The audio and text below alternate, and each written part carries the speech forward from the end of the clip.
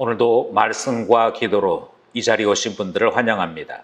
오늘 말씀은 로마서 6장 1절로 11절 말씀. 죄에 대하여 죽고 하나님을 위해 살라.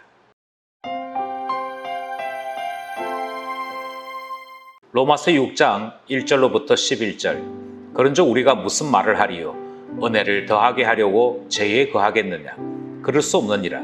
죄에 대하여 죽은 우리가 어찌 그 가운데 더 살리요?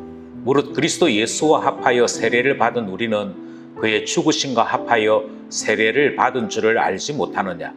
그러므로 우리가 그의 죽으심과 합하여 세례를 받음으로 그와 함께 장사되었나니 이는 아버지의 영광으로 말미암아 그리스도를 죽은 자 가운데서 살리심과 같이 우리로 또한 새 생명 가운데서 행하게 하려 함이라. 만일 우리가 그의 죽으심과 같은 모양으로 연합한 자가 되었으면 또한 그의 부활과 같은 모양으로 연합한 자도 되리라. 우리가 알거니와 우리의 옛사람이 예수와 함께 십자가에 못 박힌 것은 죄의 몸이 죽어 다시는 우리가 죄에게 종노릇하지 아니하려 함이니 이는 죽은 자가 죄에서 벗어나 의롭다 하심을 얻었음이라. 만일 우리가 그리스도와 함께 죽었으면 또한 그와 함께 살 줄을 믿노니 이는 그리스도께서 죽은 자 가운데서 살아나셨음에 다시 죽지 아니하시고 사망이 다시 그를 주장하지 못할 줄을 알미로다. 그가 죽으심은 죄에 대하여 단번에 죽으심이요 그가 살아계심은 하나님께 대하여 살아계심이니 이와 같이 너희도 너희 자신을 죄에 대하여는 죽은 자요 그리스도 예수 안에서 하나님께 대하여는 살아있는 자로 여길지어다. 아멘. 본문 전체를 함께 살펴보겠습니다. 6장에 들어선 것이죠. 6장에 들어섰다는 말은 5장을 지나왔다는 것인데 주일날 본문이 5장 뒷부분을 설명했고 이제 우리는 6장에 들어서는 것입니다. 그런데 6장은 5장 뒷부분과 연결이 되어 있기 때문에 5장 뒷부분의 내용을 기억하실 필요가 있습니다. 5장 뒷부분의 내용이 무엇이었냐면 첫째 아담 때문에 죄가 들어왔고 둘째 아담인 예수님 때문에 그 죄에서 벗어나게 되었다 하는 내용이 5장 하반부의 내용이었습니다. 그리고 그 내용을 따라서 6장이 이어져 가는 것이죠.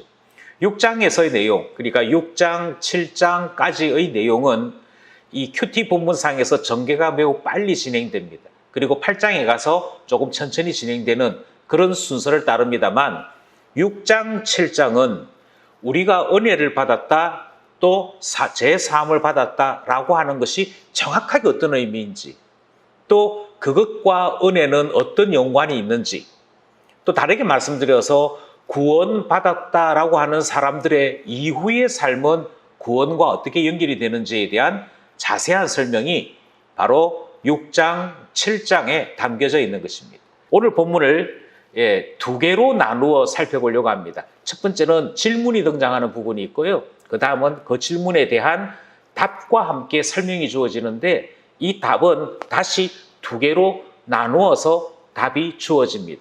전체적으로 보면 세 개의 문단, 그러나 실제로는 두 개의 문단으로 본문을 살펴보겠습니다.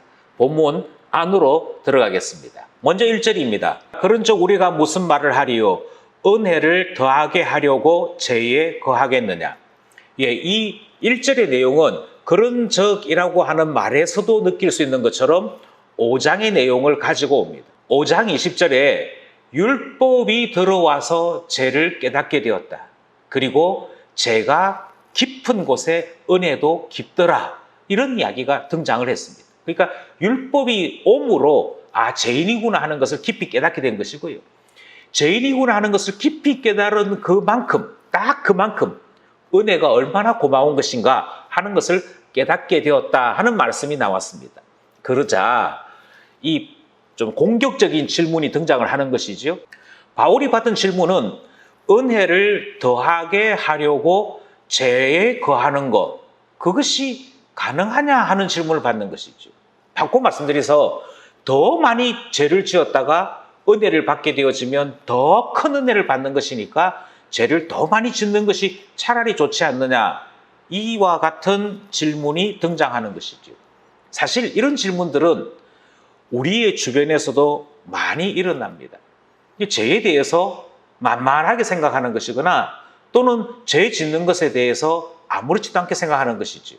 그리고 우리는 생각하기를 죄 많이 졌다가 회개하고 그리고 난 다음에 천국 가면 되지라는 식의 생각을 하는 것이고, 이 생각은 좀 더 발전하게 되어지면 예수님의 십자가가 있기 위해서는 가룟 유다의 범죄가 당연히 있어야 했으니 가룟 유다도 선한 일을 한 것이네 라는 식의 생각과 질문들이 등장하는 것입니다.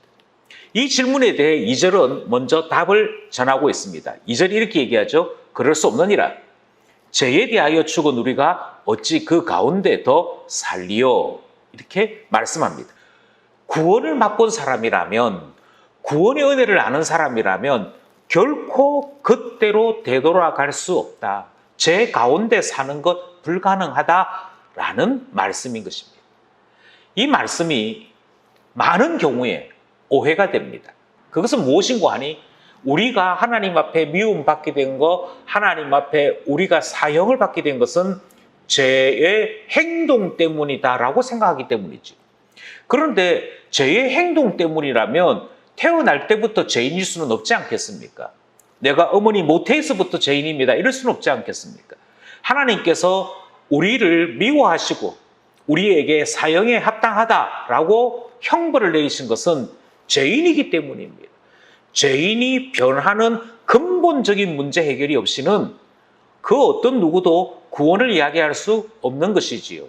그러니 여기에 등장하는 이 질문은 속죄가 무엇인지, 주님께서 우리의 죄를 사하여 주셨다라고 하는 말이 어떤 의미인지를 모르고 그저 주님이 우리의 죄를 사해 주셨다면 마음껏 죄 짓다가 용서받으면 되겠네 라는 식의 대답이 등장하더라는 것입니다.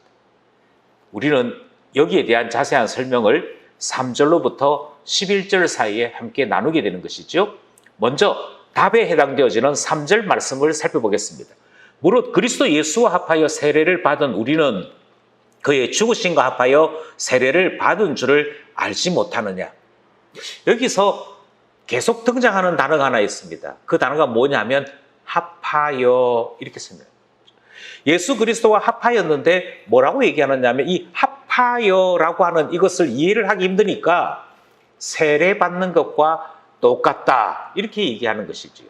여기서 말하는 세례는 오늘날 장로교회에서 주로 시행하는 물뿌림이나 물부음이 아닙니다. 여기서 말하는 세례는 침례를 모형으로 두고 설명하는 것입니다.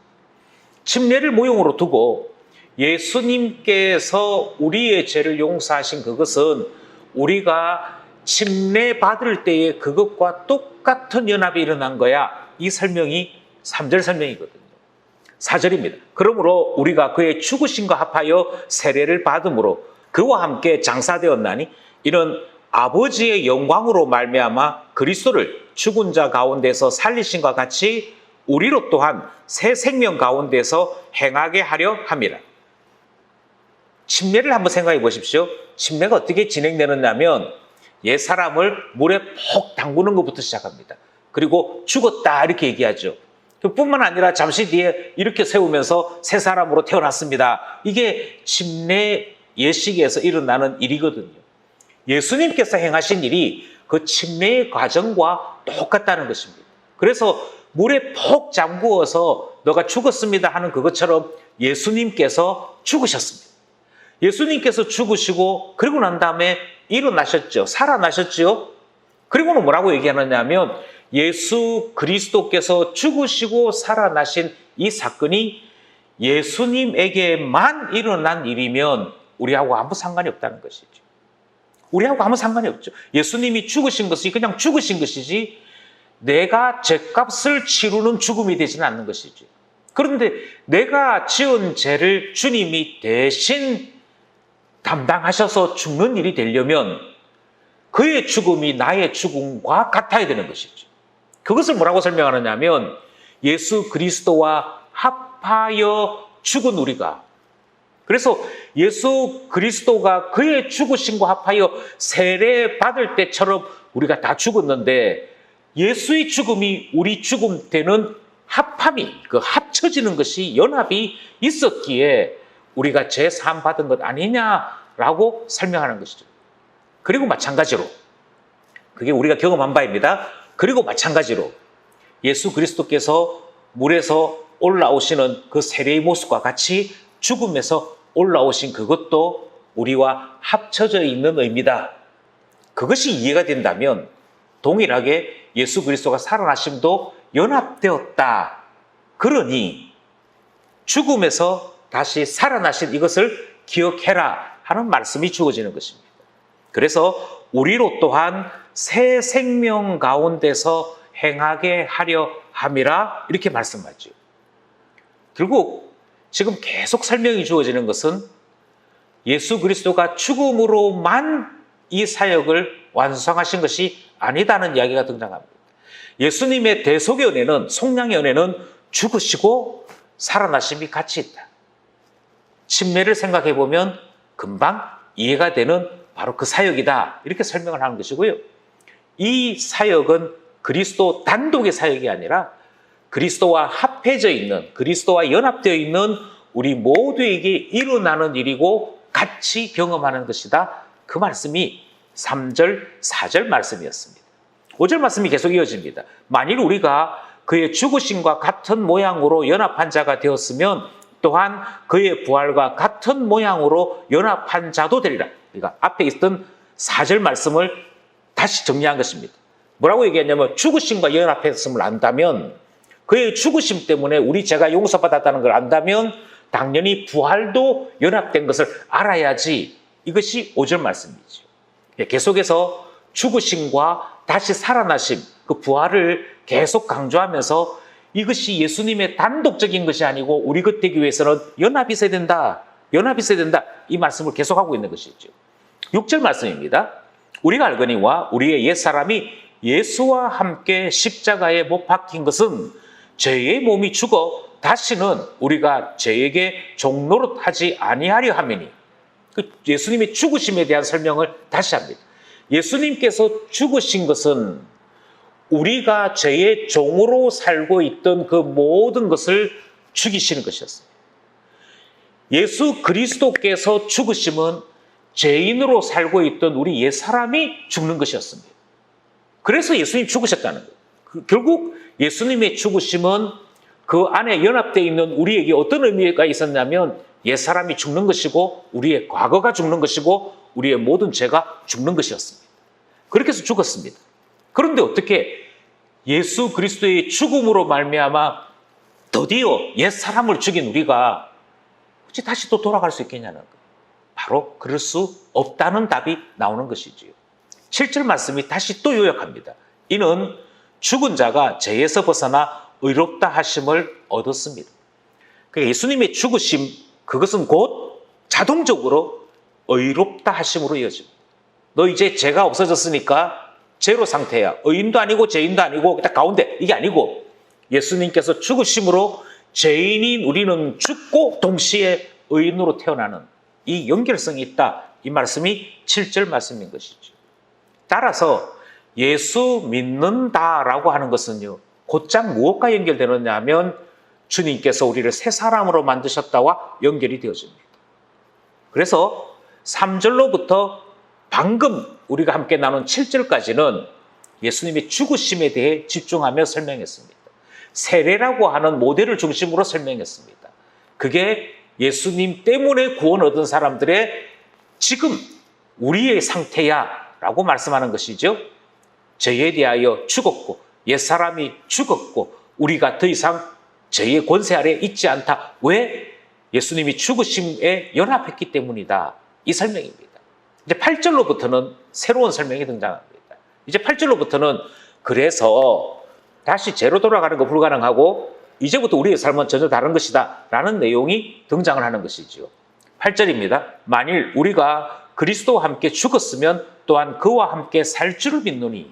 죽음에 대한 설명이 이해가 되었다면요. 아, 이래서 내 죄가 용서받았구나. 그게 이해가 되었다면 죽으신 주님이 부활하신 것도 이해된다는 것이죠. 왜 부활하셨느냐? 우리도 살아있는 삶, 그러니까 생명의 삶을 살아갈 수 있도록 하시고자 했습니다. 그러니 예수님께서 하늘에 오르시는 거룩함을 입으셨다면 예수 안에 있는 우리도 그와 같아야 한다. 그렇게 살아가야 된다라는 얘기고요. 예수 부활이 우리 부활되는 그 꿈을 가지고 소망을 가지고 살아가는 삶이 구원받은 자의 삶이다 설명하는 것이 8절입니다. 9절 말씀, 이는 그리스도께서 죽은 자 가운데서 살아나셨음에 다시 죽지 아니하시고 사망이 다시 그를 주장하지 못할 줄을 알미로다. 예수님께서 죽으시고 부활하셨다는 것은 더 이상 죽음이 왕노릇하지 못하는 것을 의미합니다. 예수님께서 다시 죽으셨다는 설명이 없지요. 그것이 부활입니다. 생명이 일어난 것이고 영생이 일어난 것이고 영원함이 일어났습니다. 그렇다면 예수님께서 다시 죽으신 것이 없이 그러면 우리에게도 동일하다는 것이죠. 이 말씀은 사죄의 은혜를 입은 자는 죄에 대해서 죽었으므로 결코 다시 돌아갈 수 없다 하는 말씀이 되어집니다. 10절 말씀, 그의 죽으심은 죄에 대하여 단번에 죽으심이요 그가 살아계심은 하나님께 대하여 살아계심이요. 이 대조적인 문장이 짧지만 중요합니다. 10절은 시간적 의미를 설명하는 것입니다. 죽음은 한 번 일어난 일입니다. 잠깐 일어난 일입니다. 그가 죽으심은 단번에 죽으셨다. 그 죽으심이 길게 가지 않습니다. 죽으심 20%, 죽으심 50% 이렇게 되지는 않고 주님이 죽으실 때 단번에 죽으셨습니다. 그 단번에 죽으심이 뭘 의미하느냐면 죄 용서가 단번에 일어난, 그래서 우리 옛사람이 죽는 것도 단번에 일어난 것을 의미합니다. 그런데 그 뒤에 그가 부활하시고 하나님 보좌 우편에 계시고 다시 오실 때까지 하나님 보좌에서 우리의 처소를 마련하시고 하는 이야기는 그때로부터 지금까지 계속 이어지는 일이지요. 바로 그 시간의 문제를 이야기하는 거죠. 죽음은 단번에 일어납니다.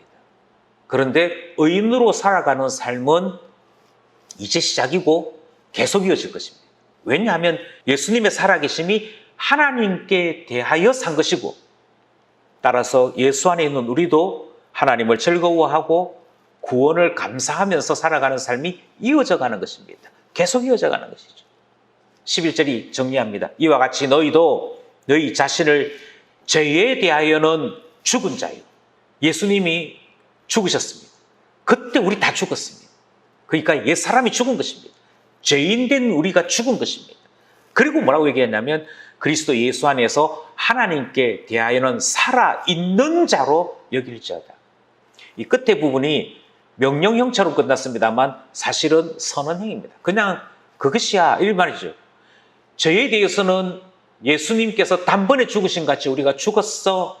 그런데 예수님이 지금까지 살아계신 그것처럼 우리의 신앙생활, 우리가 하나님을 즐거워하는 생활, 그것은 계속 하나님 앞에 일어나는 삶인 줄 알아야 해 이 말이거든. 그게 우리의 삶이야 이 말이거든. 그래서 예수 믿으면 천국 간다는 말을 자꾸만 그때 회개 한번 하고 그때 예수 믿겠습니다 한번 한 것으로 이해하시는 분들은 지금 이 본문을 오해한 것입니다. 아니고요. 죽고 살아난 것, 우리가 함께 경험해야 될 일입니다. 죽음은 이미 경험했습니다. 예수 그리스도께서 우리를 옛사람을 죽이신 것은 이미 경험했습니다. 이제 경험해야 될 것은 주님이 다시 오시는 그날까지 우리에게 부활의 그 영광을 주시기까지 하나님께 대하여 살아있는 자로 살아가는 것. 그것이 우리에게 지금 주어진 일이지요. 더 이상 죄인이 아닙니다. 얼마든지 하나님께 대하여 선함을 품고 살아갈 수 있는 하나님 자녀, 의인 되었음을 우리는 말씀을 통해 듣게 되는 것이죠. 오늘 본문은 계속해서 우리가 예수님과 연합된 자라, 연합된 사람이다 이 말씀을 계속합니다. 죽음도 연합되었고 그가 살아나심도 연합되었다, 연합되었다 이렇게 얘기합니다. 예수님께서 행하신 일이 별도로 있고 나와 상관없는 것이 아니라 나를 위해서 하셨고 내게 일어나는 일이고 나와 밀접한 관련이 있는 일임을 말씀하고 있습니다. 이렇게 말씀하시는 것은 제 행위 하나 고치고자 하심이 아니고 우리를 죄인에서 의인 만드는 근본적인 것을 위해 주님은 우리를 그의 가슴 안으로 품으시는 일을 하신 것이지. 이 사실이 중요합니다. 우리는 더 이상 죄의 권세에 있지 아니하고 예수 안에 있는 자다. 예수와 함께 연합한 자다. 이 사실을 기억하며 살아감이 있어야겠습니다. 우리의 신분이 바뀌었습니다. 믿게 해주십시오. 우리는 죄에 대하여 죽었습니다. 더 이상 돌아갈 수 없고 우리의 신분은 그리스도와 함께 살아있는 자입니다. 이것을 고백하는 우리 되도록 기도해야겠습니다. 두 번째, 우리는 예수와 함께 죽고 예수와 함께 살아있는 신자의 삶이 주어져 있는 것 보았습니다. 예수 그리스도께서 우리의 죄를 용서하신 것 단번에 하셨습니다. 동시에 예수 그리스도와 함께 우리가 하나님 나라 이르기까지 계속해서 살아가야 될 의인의 삶, 신자의 삶이 놓여져 있는 것 봅니다. 그리고 다시 돌아갈 수 없다. 다시 죄에 대하여 살아가는 것 불가능하다 하는 말씀 듣는 것이죠. 이것을 선언할 수 있는 우리 되었으면 좋겠습니다. 죄는 떠나갈지어다. 나는 죄에 대하여서는 죽고 나는 하나님 안에 살아간다. 선언할 수 있는 우리 되었어요. 죄의 어떤 유혹도 죄의 어떤 붙잡힘도 매이지 아니하고 승리할 수 있는 우리 되기를 원하는 것입니다. 마지막으로 오늘 본문은 우리 자신에 대하여 하나님께 대하여 살아있는 자다, 이 말씀을 계속 말씀하고 있습니다. 구원을 맛본 사람이면 누구나 내게 구원을 주신 하나님 앞에 어떻게 살아갈까를 자연스럽게 같이 생각하는 것이고요. 하나님께서 나를 용서해 주셨으니 이제 새로 얻게 된 이 생명을 주를 위해 써야지 당연히 생각하게 된다는 것입니다. 이 놀라운 열정, 이 놀라운 변화가 우리 것 되기를 위해 기도해야겠습니다.